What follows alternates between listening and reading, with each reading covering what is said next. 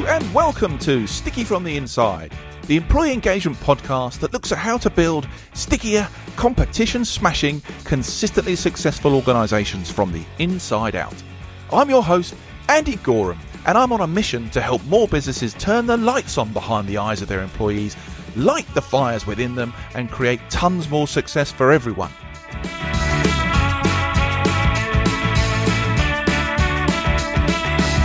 This podcast is for all those who believe that's something worth going after and would like a little help and guidance in achieving that. Each episode, we dive into the topics that can help create what I call stickier businesses. The sort of businesses where people thrive and love to work, and where more customers stay with you and recommend you to others because they love what you do and why you do it. So, if you want to take the tricky out of being sticky, listen on. Okay then, you'd think in 2025 we'd be making progress when it comes to inclusion. But just take a look at what's happening in parts of the US right now, and it's hard not to feel disheartened. DEI is being vilified, whole departments are being dismantled, and the idea of belonging, something so deeply human, is somehow being framed as a political thing. To me, it's baffling, and I think it's just missing the point, because behind all the slogans and the backlash, there's something far more universal at stake here, and that's our basic human need to connect. And that's exactly what today's guest is here to talk about. Greg Morley is the author of Bond, Belonging and the Keys to Inclusion and Connection. Now, he's led DEI work for some of the world's biggest brands like GE and Hasbro, and he's done it across a multitude of countries. So when Greg talks about inclusion, it's not from the perspective of theories and books. It's from boardrooms, shop floors, and lived experiences right across the globe. So in today's conversation, we're going to unpack a few big ideas, I hope, from his book. Like, what's the real difference between belonging and bonding? How does this show up in the everyday choices and behaviors we make that impact inclusion, even when we get it wrong, when we don't really mean to? Is there still a meaningful, non-political middle ground for DEI, somewhere between the performative tick boxing and all the toxic pushback? And is there some secret, hidden, dark art to fostering a real sense of belonging, inclusion, and connection at work? So, if you're ready to look at inclusion through a far more human lens and explore what it really takes to build cultures where people feel like they matter, stick around, because I think you're in the right place today. Greg, welcome to the show. Wow, that is an incredible introduction, and I am not a dark arts master, but we'll try to unpack much of what you told in the introduction, Andy, and thank you for that very generous and kind intro. Oh, no, this is a conversation I have long been looking forward to, my friend. And already you're straight into the, yep, I'm not a dark art practicer. And I think this is the thing, this I hope in the conversation that we have today, it's not a dark art. It's an innate desire that we have to do this, and why we make such an absolute balls up of it in a lot of cases. I do not know. Anyway, before we start getting on hobby horses and soapboxes and all that kind of stuff, do me a favor. I gave you a tiny little intro there, but just tell us a bit more about you, Greg. What have you been doing, and what are you up to now? So the quick arc of Greg Morley's life, I was born in the US, grew up there, went to school there. And I was very fortunate to have grown up in an environment that was quite diverse. And my parents were very avid travelers. They both worked and traveled for leisure outside the US. So we always had this, my sister and I always had this view of like the outside world as being very exciting and very a place that we wanted to discover. After university, I eventually worked for GE for a while, as you mentioned, and then worked in Disney for quite a long time. And Disney was the mode to my moving around the world initially. So I was able to first work in a team where I was responsible for all of the international recruiting for Walt Disney World in Florida. So that was a great experience. And it was kind of an outside in view of the world. And then I had my first opportunity to work overseas, which was at Disneyland Paris.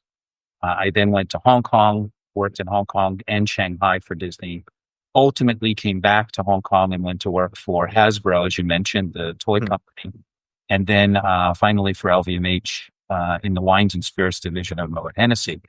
And so in all of that trajectory of work and life, I really grew to appreciate the richness of having diverse teams and the richness of having different ways of thinking about problems and attacking things in different ways. And the uniqueness of culture, whether that was American culture or European French culture or Chinese culture. And the interesting thing I learned about culture over time is that even in the US, I grew up in Philadelphia. I went to school in Virginia. I worked in Orlando and in California. Those are four very different places. Very different. When people look at America, they think, well, it's this kind of melting pot, but it's not that dissimilar from Europe or Asia in terms of the way you have different cultures. So as I got more into the scope of culture and performance, I started to see some of the things you were talking about, and it was kind of this fraying of the discussion, the politicizing of the discussion, and the kind of marginal voices which were becoming larger and larger. And I had lived this world to see, to know that diverse teams that work in inclusive environments and that have leaders that are trained to do that work and lead those teams, those organizations excel. That's not Greg Morley's view, although it's just not just my view. I would say it is my view, but it's also bears out in data. Study after study after study, regardless of the location around the world, bears out that diverse teams are more successful and more able to spot risk. Inclusive cultures of diverse teams are allowing teams to be more innovative, more creative, and ultimately have better revenue. The teams that then have leaders that can manage those environments, and it's not always easy, are outperforming their peers by 6 times. So what I attempted to do in the book that I wrote that you mentioned was to try to bring people back to the middle, which is bring people back to the business case about why diversity and inclusion is important for organizations. I don't talk a lot in my book about labeling and naming and that kind of thing. It's really to bring people back into a discussion in a non-confrontational way to say, let's get back to the discussion about inclusion. Why is it important? And how do we create it for teams and companies? Which is great. And I am thrilled that we're going to get to do a little bit of that today, because I think I am 100% with you. Just the very, and look, it's not backed on loads of research. It's based on experience, I think. And just the idea of having a greater breadth of perspective in a team allows us to, well, gives us lots of opportunities to improve our understanding, change our perspective, maybe have greater empathy. All, I think, fascinatingly important things for highly effective teamwork. Yeah. And when a manager, we've all been in the room when a manager or a team leader of a meeting has an opinion and leads with that opinion, and everybody sort of said, "Okay, well, we'll let it go because he's the boss or she's the boss." Versus when they've been in a room where somebody's saying, "Andy, we haven't heard from you. What's your view on this?" Well, here's another way to think about it. It's not my view, but let's challenge the assumption. That kind of way of running a meeting, that's inclusion, because that gets the best out of all of the team members. And what I've seen in teams that are multinational or multicultural is that is ever more important because, some people are more prone and more courageous to speak up because of their culture. Others may not be, by their culture or their experience. And so leaders who can tap into that, their little board of directors from different places around the world and have different ideas really can build teams that excel. And again, I've seen that over and over in my career. And that must be very interesting from a cultural perspective. I mean, this is all falling into place now. All the little off-air chats that we've had about where you've been recently in the world, and then your parents' love of travel and everything as well. It's all coming together. Mm. But in the cultural experiences you've had, there must be cultures that are far more deferential, actually. So that inclusion piece you just talked about around the table may be harder to unpick unless you are really intentional about it as a leader. Absolutely. You can walk into a culture that's confrontational, that's more prone for confrontation. So I'll use this example of French culture versus Hong Kong culture. Okay. So I had worked in France for 4 years. I moved from the US, I moved to France. And I was, even as an American, taken aback at how much what I saw as confrontation. But in fact, if you understand the culture a little bit better, the French culture, it's really about dialogue, debate, and then finally alignment. Now, in the scope of that whole thing, the debate takes up most of the time. Mm. But when people get aligned, they get aligned and they move. In in Hong Kong, when I arrived at my role in Moet Hennessy, my predecessor had been a French person, and the team was very successful under his leadership. And one of the women that worked for me said, "Oh, I'm so happy we don't have to argue about everything all the time." And so to them, this debate and challenge and arguing to the point of hierarchical culture felt sort of intimidating. And so what my style was to sort of say, a kind of happy medium. We need to challenge everyone's idea to make sure it's the best one, but ultimately we need to align and move ahead.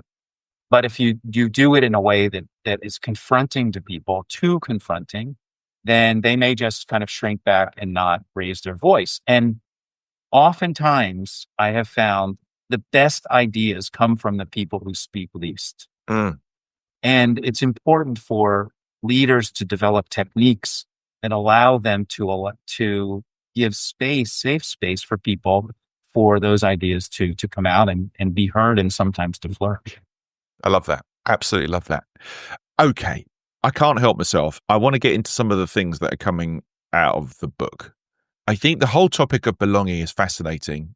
If you want to go and start at Maslow's hierarchy of needs and then sort of jump off from there, wonderful. But but I think one of the critical things I'd really like to just explore and have you explain is, I guess, this difference between belonging, which you explore in the book, and bonding. What's the difference between those two things? Because you're very clear about the differences between the two and how they play this role in this sense of inclusion. It's a great question and a great differentiation. So in the sense of belonging, to me, is very much a sense of welcoming. Mm. So it's the action that people take when someone, say, joins a new team, joins a new company, joins a new project, where they are given the opportunity to feel like one of the group. And that's not just to say like, oh, you and I like to wear colors that are red or pink. So we don't do that just by saying there's some similarity between the two of us. We also say that by saying, you're British, I'm not. That's unique. Tell me more about that, because there's something in your experience that I don't have. So first of all, it is allowing people to feel a sense of they belong somewhere because of who they are, because of their experience, and not to say, you hear this oftentimes is you'll be successful when you figure out how it works around here. That's a perfect way for people to not feel like they belong somewhere. Yeah. And even simple things, in different cultures, things like meals are important. So when somebody joins a new team, inviting them out to lunch, taking them, hey, we're going for a cigarette break. Do you want to come whether you smoke or not? But at least feeling like you're part of something. The bonding part is then when somebody is doing something based on the fact that they feel like they belong. Mm. And again, I'll get back to sort of high performing team culture. What in a world of scarce talent, and especially as jobs become more complicated, world becomes more complicated, the risks become greater at work. Managers want the best people on their teams. They want to have the best people who have a connection and are in some way bonded to the mission of the organization and to the team and to that manager. The teams that excel are when the individuals on the team are willing to go just a bit beyond their job description, or maybe far beyond their job description. So everybody has, the boss pays you, I do work, that's a contract. What high performing teams do is the boss pays me, recognizes me, develops me, and I do what I was hired to do and then some. Those teams that are getting productivity beyond the job description are the ones that excel. And that's when the employee feels bonded to the mission and oftentimes to a leader who's helping to bring them through their career. I love that, because I have this thing in my work which is about trying to find the connection between the things that drive the business and the things that drive the people within it. And to me, that's exactly what you're talking about here, creating that kind of the bond. Yeah. And the belonging thing is that sense we get, that feeling we get. And the bonding thing is more of a doing kind of action orientated thing. Would you agree with that? I totally agree with it. And one of the fallacies of inclusion is that it's a nice thing to do. And it is a nice thing to do. I would much rather work in environments where I felt included and rewarded and recognized and appreciated than not, because in my own career, I've worked in some where I did and some where I didn't, and maybe somewhere I was in the middle. And I can say that from my own experience, I excelled in those places where I really felt a connection, where I really felt a sense of belonging and that sort of the reward from doing work where you really felt connected or bonded to the mission of the organization and to the leader. And, when I was thinking about this yesterday, sort of an organization is very focused on things like we have yoga classes or we have free lunch or those kinds of things. Those are opportunities for people to feel connected to one another, but they're not a strategy of inclusion.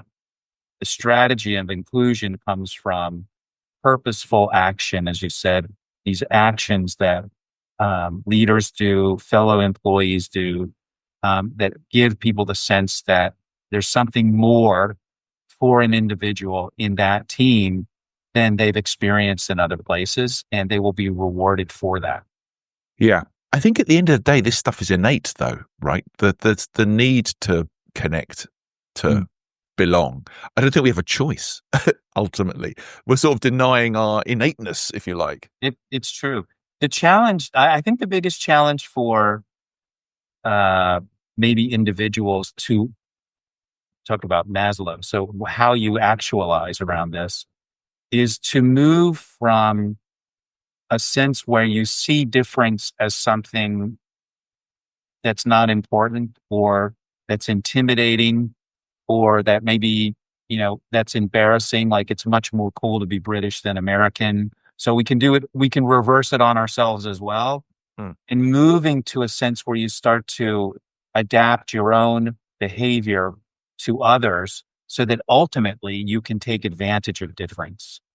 And so people have to sort of move along that continuum, because ultimately the benefit of difference in the workplace that comes from inclusion is really understanding, like, how do Andy and Greg work together to get a better product than if Andy and Greg were just working different on our own, or we never slightly adapted to each other, which we've done because we've had conversations in the past to say, like, what's the best way to get this product? Yeah. I mean, to me, it's spearheaded by a sense of authentic curiosity, right? The whole notion of what you just talked about for me is seeing difference as something to find out about, to try and understand better, to see how that can influence you, how you can influence it. But from that curiosity perspective, I remember, when in teams that I have worked in where there's real combination of belonging and bond, there's just a deeper understanding of each other. And that hasn't come from me reading a job description and going, all right, you do that, and fine, and I do this. It's from getting to know the individual. It's from being with the individual at tough times and seeing how they react, seeing them in fun times and seeing how they react and noticing the differences and nuances between the two of you. And then you get to that state with that individual where I'm not saying it's ESP, but you feel that vibe Yeah. and you walk into situations and you kind of get a sense about how that person is going to react. I don't know whether that's emotional intelligence at work or whatever it might be, but that's where it all comes from. It comes from wanting to find out about the person you're sat next to or in the room with. Yeah. And what the benefit of that connection Mm. is that I'm willing to take some risk because I know you have my back. I know you well enough. We've connected well enough. You know me well enough that I'm willing to stick my neck out from time to time. And that's the way, again, companies thrive is they take risks. Some of them work, some of them don't work. But if employees never feel the safe environment to do that, and the safe environment comes from my manager is respectful of me, and also my peers are we know how each other work together. We know our strengths, we know our weaknesses, and that kind of thing is what makes great teams. Yeah. And the other thing is, I think in this current environment, I am very conscious now to be curious and ask curious questions of others. Um, on the surface, not everybody might seem interesting to you. Mm. But I can tell you, as soon as you start asking people questions, tell me more about that, or what are you doing? I think we're at the risk right now of losing the art of curiosity and conversation with people because it was, people started to be labeled as, well, you said the wrong thing, you called that person the wrong name, you said the wrong that. I can tell you, if you come to conversation with a genuine heart and an open mind, it's very unlikely somebody is going to criticize you for the questions you ask or the words you use. I was on a call yesterday where somebody said a word that was very toxic, but he said it in a way, he was telling a story. And I said, I don't think that was exactly the word you used, because I was in that conversation. He said, no, I didn't use that word. And I said, I know that word is, I shouldn't use that word. So I'm sorry about that. So we didn't jump all over the guy. He self-corrected himself. And he knew it wasn't the right word to use.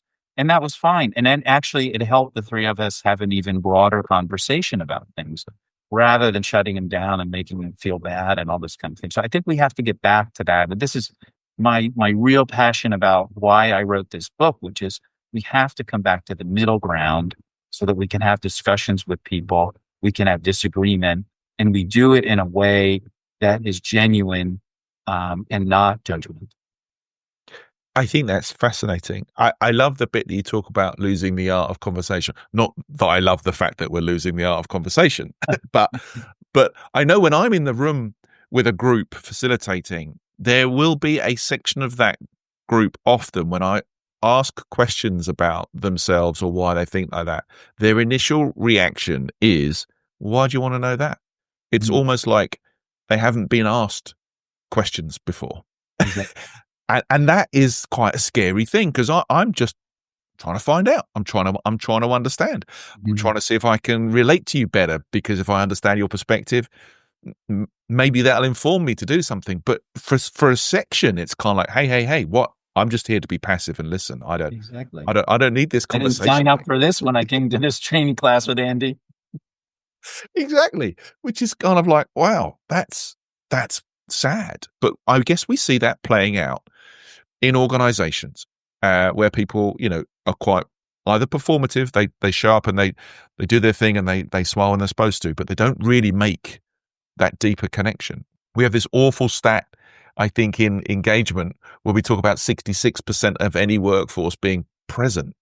And what we're talking about here is going way beyond turning up and doing your job and getting out of the room. This is about actually making more of it and connecting to it. And that word inclusion, I love the way that you've talked about it already, because in so many cases, the inclusion word has been politicized by gender or by race or something else. And all we're talking about is just getting involved with everybody around us. And making people feel like they have value. I was several weeks ago traveling from London to Paris on the Eurostar. I live in Paris. And there was a family of people, and they were sort of, one guy was in front of me, and they were all back. They were Americans, you could tell by the volume of their voices. And the guy, I didn't start talking to him, but then they came and brought some water for everybody. And I said, "Oh, are you from the US? I heard your accent." We started talking, and I was just, I've, it's 2.5 hours. You got to kill some time. I was done with my email and I was bored with my book. So it turns out that this guy works in IT for the US Defense Department. And we started talking about like what he likes doing and da da da. And so then I kind of moved into sort of kind of coaching mode. And at some point, his wife came over and she said, "I hope he's not bothering you too much." And he said, "This guy actually has a real, genuine interest in what I do." And he said that as like nobody ever does. Yeah. And this gentleman who I was speaking with manages like 20 IT professionals, and he's trying to figure out how to do exactly what we're talking about. Build a sense of inclusion, help these people feel like they belong in the organization, keep them tied to the mission because there's a lot of turnover in that world. Yeah. And it was a fascinating example for me about the power of curiosity, and for him to feel like somebody was interested, and very much like this connection we created that gave him a sense of personal value. But that conversation would have set alight his reward areas in his brain, right? Yeah. And then we'll be firing off dopamine and oxytocin and serotonin and all these things that are drugs of choice when it comes to that sort of stuff. And we forget about those things, right? This is not just a polite thing to do. This is a human nature thing to do. We are wired for this stuff. Yeah. And you can see it. Like I remember when I got on the thing, he was like this and was reading his thing. And then as we were talking, he just got taller. He sort of became more of the potential he had. Mm. Now you could see it in his physical makeup, and the fact that, somebody was curious in him. Maybe then he brings that back to his own team and he thinks, "Gosh, that's a good technique. I should use that with my own team." And somebody who sees himself being, an inspiration to other people. And he's, of an age, he's starting to think about what am I going to do with the rest of my life and all this kind of thing. That curious conversation we had can be a real trigger for people. I think if someone's interested in you, then you have this, I don't know, I think you get a sense of confidence about yourself. And even in your illustration of body language there, the starting point is one of almost not fear, but protection and caution and withdrawn. But the minute someone takes an interest in us and we now start to fire off all that connection stuff, well, hey, I'm okay in this space. I feel safe. I feel seen. I feel heard. Okay, I'm in. Let's go. And that's such a basic thing when you think about work. Yes. You want people to feel safe. You want people to feel confident. You want people to feel engaged. Well, all this curiosity, connection, bonding, this is the stuff that we're talking about. And so I think the lesson or the message for people is, if you can become just a little bit more curious of other people, if you can become a little bit more interested in things that maybe you don't think are interesting to you, that can be very powerful for you in your leadership journey or your journey as a human being. And it can add a lot to other people's existence and to your own. Yeah. I try very much to, certain words will trigger me too, and so I try very much at that point to sort of take a deep breath and continue on with the conversation of trying to understand people. And again, like bring people back to a middle ground where we can disagree on things that are political, and we can disagree on things, the way people do things. But at the end, we all have to sort of go down this human road together. And so let's do it in a way that is, interesting, and we're learning about each other. And somehow, again, we're demystifying this world, world of diversity and inclusion, and getting back to what it means for teams and companies, which is more success. I think that's very, very true. I want to go back to something you said before because it's very easy to kind of gloss over it, but I think this is where some of this middle ground and intention, I think, is connected. When you talked about the guy who was telling a story and used a triggering word or an inappropriate word at that time, the way you handled that was very different to what can happen in workplaces where this is seen as bait. Okay, great. Now I can attack that guy. This whole thing about uh, honoring intent as opposed to say impact. Can you talk to me a little bit about that? Because I think that's quite an interesting theme. I had a very powerful moment a couple of years ago. I was involved with a project to bring the gay games to Hong Kong. Gay Games is a inclusion sports arts and culture festival. It's been going on for more than 40 years all over the world, and came to Hong Kong for the first time a couple of years ago. And this was right at the time when labels and gender and all this was really starting to accelerate as an issue. So we convened a group, which we called an gender inclusion advisory council. Okay. And we reached out to the community, and it was I would say, an extremely diverse group of people, individuals who had expertise in this field, who represented different gender identities. And I was terrified because I'm on a journey too. I mean, I'm still learning about all this. And so the way we started the meeting was I said, I am learning as we are an organization trying to learn, and why we invited you all here.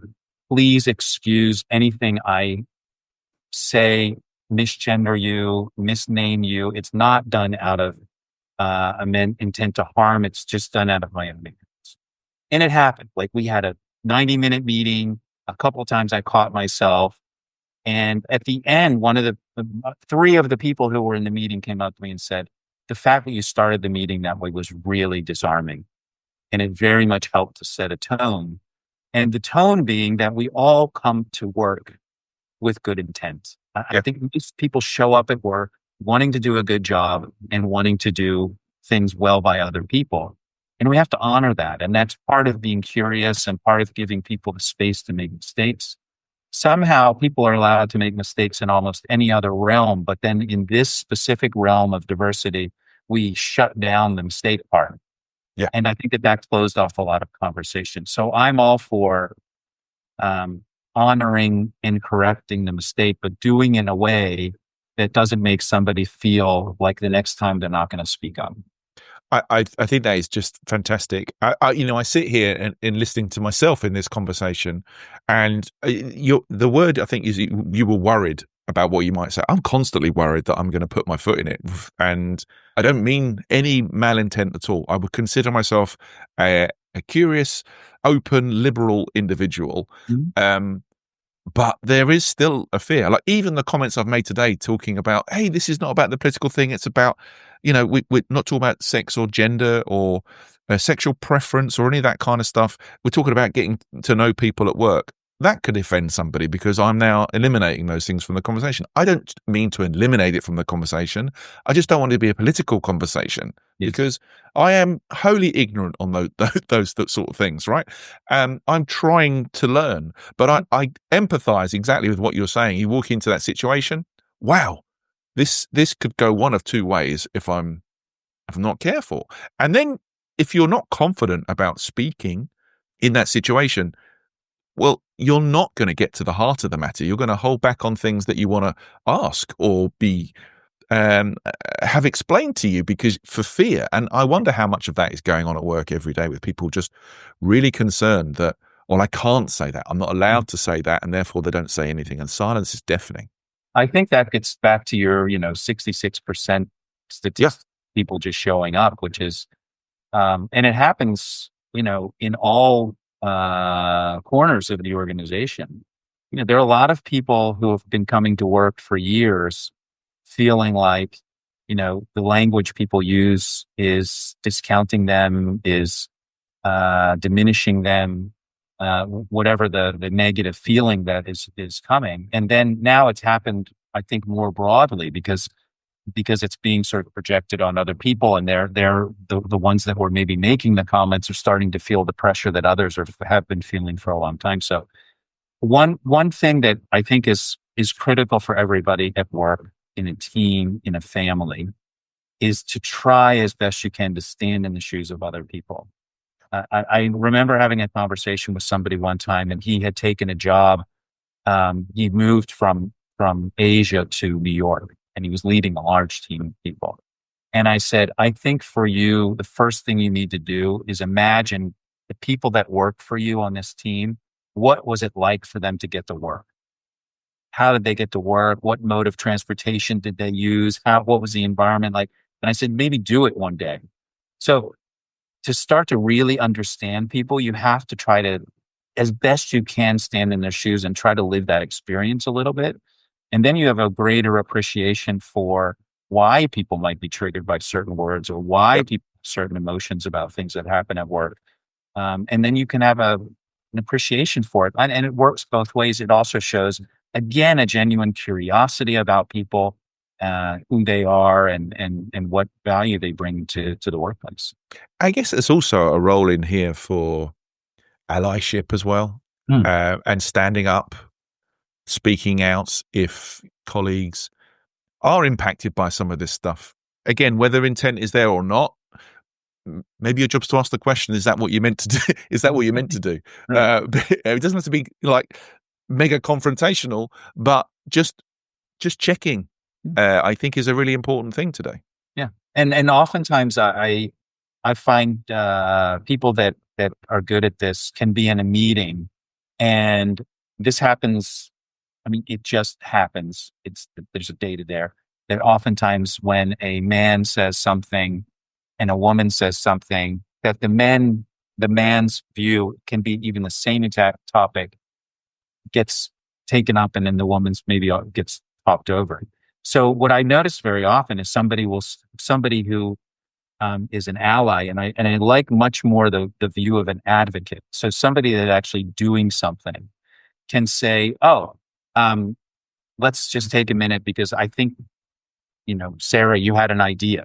Can you explain it again or explain it further?" So that maybe male in the room is giving space for that female voice. I'm all for like fun pride events, but wearing a rainbow flag on your lapel is not advocacy. It's somehow, yes, it's allyship. It's a little bit performative. I want leaders who stand up for other people in the room, that again try to stand in their experience and advocate for those people, advocate for their voice, and ultimately for the success of the company, advocate for their ideas, so that the company can do better. I think that is the sum up of inclusion, right? Standing next to each other and embracing the difference, I think. I said I didn't want to miss the political conversation, and I really, really don't. But I'd be an idiot if I didn't ask the question around what's going on in the US at the moment, as to all the, I guess, the positive stuff that we've talked about today, and particularly your perspective on things. This stuff that's going on over there, it's making it harder though, right? Because it's almost legitimizing the opposite of what we've talked about today. Yeah. So I'll go back to one of the things that's imperative as an outcome for diverse and inclusive organizations is those organizations are going to attract the best people. So organizations where, you work, let's say, in a company that has a very inclusive culture, that's very diverse, it's very dynamic, and you say, "Hey, I know this guy, Greg. He's very good in HR. You should talk to them," right? So you're out there scoping for people to join you because you know what a great organization is. That's, again, organizations that are going to win. In this current climate, there was a rush to invest, resource, focus on diversity, equity, and inclusion from sort of 2020 on. Now, it was a kind of slow build, but then it took off.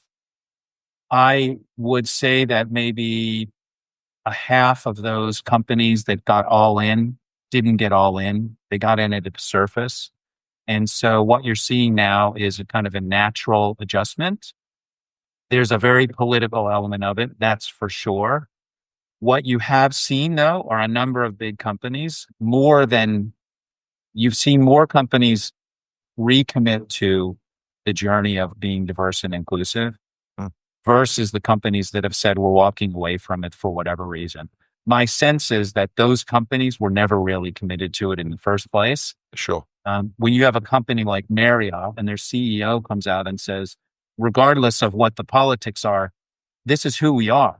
We welcome people all over the world into our hotels. We want an environment where our associates feel like they belong and they can do their best work.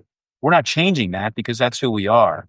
You know, a company defunds pride. It doesn't make the employees in the organization any less gay.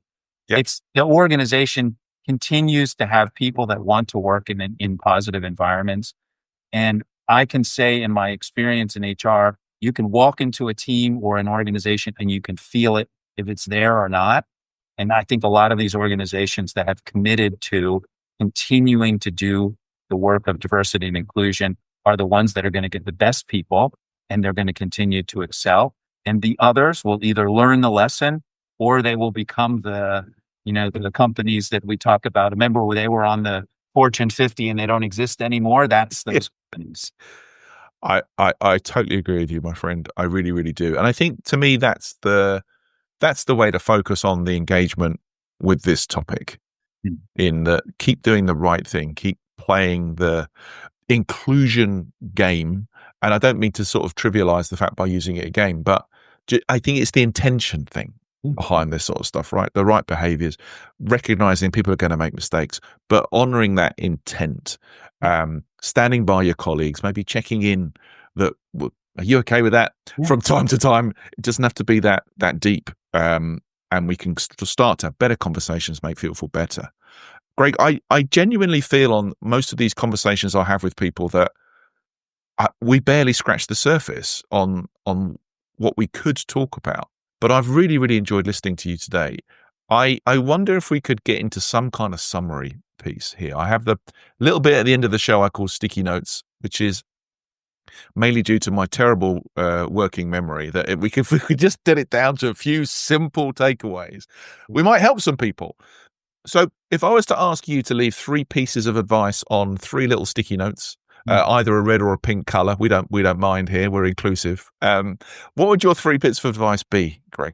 It's a great question. And I actually used to keep a sticky note when I was working in my companies on my computer. And it was an acronym of these 3 things. And so this actually brilliant. Worked for me.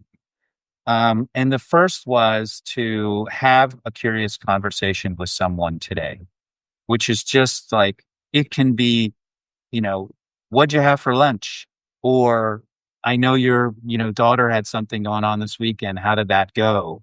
Or, is there a restaurant in town that you think that I should go to? It doesn't have to be, tell me about the last 5 years of your working life. That sounds like an interview.